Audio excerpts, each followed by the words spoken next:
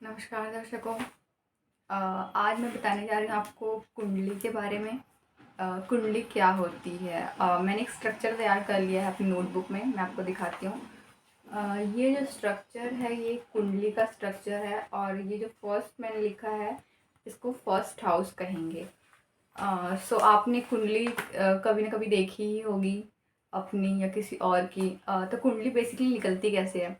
कुंडली जो है अपनी एग्जैक्ट डेट ऑफ बर्थ आपको मालूम होना चाहिए, जन्म तिथि और आपको समय मालूम होना चाहिए और आपने कहाँ जन्म स्थान आपका मालूम होना चाहिए। तो इससे इजीली सॉफ्टवेयर से किसी भी सॉफ्टवेयर से इजीली कुंडली अवेलेबल है आजकल की डेट में। पहले की डेट में जो था बहुत ज़्यादा मैथमेटिक्स करके कुंडली को निकालना पड़ता था, बट आज की डेट में बहुत इजी हो गया है निकालना कुंडली। सो आप भी घर पे कुंडली निकाल सकते हैं किसी भी ऐप के थ्रू। सो आज मैं बताने जा रही हूँ आपको कि कुंडली का जो फर्स्ट हाउस होता है उसके क्या क्या प्रभाव पड़ते हैं जीवन में और क्या होता है, क्या बताता है हमको ये फर्स्ट हाउस। तो कुंडली का जो फर्स्ट हाउस होता है ये हमारा जो होता है शरीर होता है। कह सकते हैं कि कुंडली का जो फर्स्ट हाउस होता है, कोई कुंडली की आत्मा जो है फर्स्ट हाउस में है। फर्स्ट हाउस सबसे इम्पॉर्टेंट है। ये जो इसका स्वामी ग्रह होता है ना, इसको हम लग्नेश कहते हैं। और लग्नेश जो होता है बलवान होता है, तो बहुत ही अच्छा रिजल्ट देता है किसी भी कुंडली में। और कुंडली का जो फर्स्ट हाउस है इससे हमारे शरीर, हमारी ताकत और हमारे ओहदे का ज्ञान किया जा सकता है और इस पे किस ग्रह का प्रभाव है, किस तरीके से पीड़ित है या क्या है, इससे हमारा जो व्यक्तित्व है पूरा निर्भर करता है कि हम कैसे होंगे। लग्न पे जितने ग्रहों की दृष्टि पड़ेगी हमारे व्यक्तित्व पे भी उसका असर पड़ेगा। तो लग्न बहुत महत्वपूर्ण होता है किसी भी कुंडली के लिए।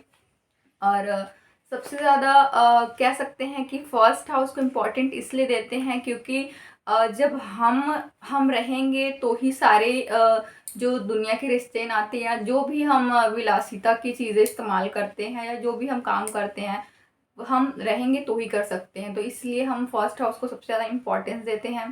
तो फर्स्ट हाउस मैंने बता दिया कि बहुत सारी चीज़ों से मिलकर इफ़ेक्ट होता है फर्स्ट हाउस में। और उसके बाद मैं आपको बताती हूँ सेकंड हाउस के बारे में। सेकंड हाउस जो होता है कुंडली का, मैं नोटबुक में फिर से लिख देती हूँ यहाँ पे। ये सेकंड हाउस आप देख सकते हैं, मैंने लिखा है यहाँ पे फर्स्ट एंड सेकंड। तो सेकंड हाउस जो होता है कह सकते हैं ये जो हाउस होता है धन संचय का भाव होता है। और ये जो भाव होता है आपके रिश्तेदारों का कहा जा सकता है, परिवार का कहा जा सकता है। आपके जितने भी दूर दूर के रिश्तेदार होते हैं उनसे भी रिलेटेड होता है ये जो भाव होता है। और इससे जो होता है आपकी वेल्थ भी देखी जाती है, आपने कितना धन संचय किया है या आप कितना धन संचय करेंगे अपनी ज़िंदगी में। तो ये सारी चीज़ें होती हैं जो धन भाव से देखा जाता है, इसे हम धन भाव भी कहते हैं सेकंड हाउस को। और सेकंड हाउस से हम ये देखते हैं कि हमारी बोली कैसी होगी, क्या कोई इंसान बहुत ज़्यादा कड़वा बोलता है या कोई इंसान बहुत मीठा बोलता है, तो ये हमें कैसे पता चलेगा। तो कुंडली में जो सेकंड हाउस है इस पे अगर हम देखें, दृष्टि डालें, तो इस पे जो ग्रह बैठे हैं तो वो हमारे व्यवहार में जो बोली होती है या मीठापन या कड़वापन जो भी होता है ये सारी चीज़ों को दिखाता है।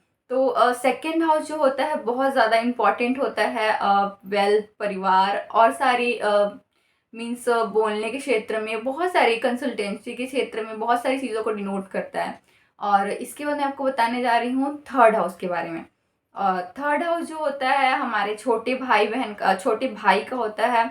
और हमारे पराक्रम का भाव होता है, इसलिए हम इसे पराक्रम भाव भी कहते हैं। मैं आपको नोटबुक में एक बार दिखा देती हूँ।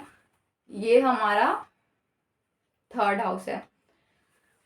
थर्ड हाउस जो होता है इससे पराक्रम भाव कहा जाता है। और पराक्रम जो होता है इंसान करता है पराक्रम तो उसे फल मिलता है। और पराक्रम ऐसा होता है ये भाव कि इसमें ये 8वें से 8वां होता है, इसलिए इसे आयु का भी भाव कहा जाता है। और यहाँ पे इससे बहुत सारी चीज़ें देखी जाती है। इससे नेट से संबंधित आजकल ऑनलाइन से संबंधित जो भी बिज़नेस होते हैं, तो ये थर्ड हाउस से देखा जाता है। तो थर्ड हाउस बहुत महत्वपूर्ण होता है पराक्रम के लिए, और छोटी-मोटी यात्राओं के लिए भी बहुत ज़्यादा इम्पोर्टेंट होता है। अगर हम देखें कि कोई इंसान छोटी यात्राएँ कर रहा है, तो कब कर रहा है या उसके जीवन में कितनी छोटी यात्राएँ होंगी, तो ये हम थर्ड हाउस से देखेंगे। तो थर्ड हाउस मज़बूत होना यात्राओं को डिनोट करता है, ऑनलाइन बिज़नेस में प्रगति को डिनोट करता है, और बहुत सारी चीज़ें हैं। आप एस्ट्रोलॉजी पढ़ेंगे तो आपको पता चलेगा कि बहुत सारी चीज़ों को डिनोट करता है ये थर्ड हाउस। और मैं आपको फोर्थ हाउस के बारे में बता दूँ। ये जो मैंने लिखा है यहाँ पे फोर्थ हाउस के, ये फोर्थ हाउस जो है ये फोर्थ हाउस सबसे पहले कहा जाता है कि ये माँ का कारक, माँ का घर होता है। इसमें चंद्रमा की राशि बनी हुई है, इसलिए ये चंद्रमा का घर होता है। और इससे अगर ये पीड़ित हो तो कहा जाता है कि माँ का स्वभाव भी खराब हो सकता है, या फिर माँ बीमार हो सकती है। चंद्रमा से भी इसको मिला के देखा जाता है फोर्थ हाउस को। और फोर्थ हाउस से जो है हम आपके घर को देखते हैं, मीन्स घर में कैसा माहौल है, घर में कैसे लोग हैं, क्या आपके घर में तनावपूर्ण वातावरण है, क्या आपका घर बिल्कुल कैसा है, बेकार है, अच्छा है, सुंदर है, या फिर झोपड़ी का है, या फिर बहुत बड़ा है। ये सारी चीज़ें हम देखते हैं इससे। और हम इससे अपने निवास स्थान को भी देखते हैं फोर्थ हाउस से। तो आज के लिए इतना ही। धन्यवाद।